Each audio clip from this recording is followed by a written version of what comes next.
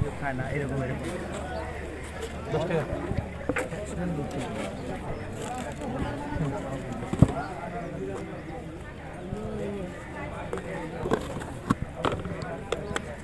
তারপরে বাইরে জিজ্ঞেস করবেন যে এটা কীভাবে কী তৈরি করেন, মশলা কীভাবে তৈরি হয়, আর এর ভিতরে যে ধনিয়া পাতা, তারপরে যে গাজর, এগুলো দিলে আসলে কী হয়, বা এগুলো আসলে এগুলো দিলে পরে সুস্বাদু হয়, মানুষ এর দিকে বেশি আকৃষ্ট হয়, এই জন্য তারা এখানে একটু খাইতে আসে আর কি।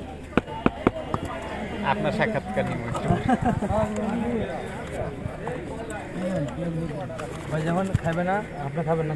আমি পার্সেল খাইলে পরে কাজ ছিল। ভাই সবই বলতো, তারপরে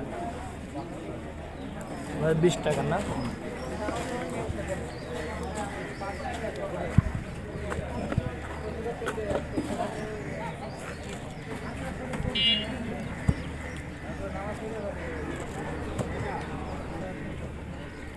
দিতে বলে আলো দিতে হবে আমার।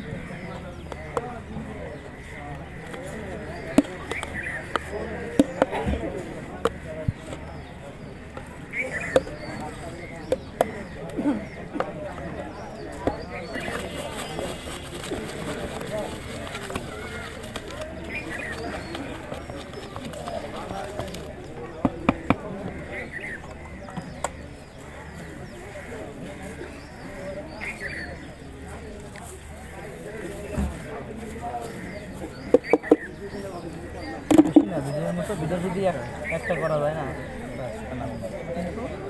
মাল মশলা দিতে হবে।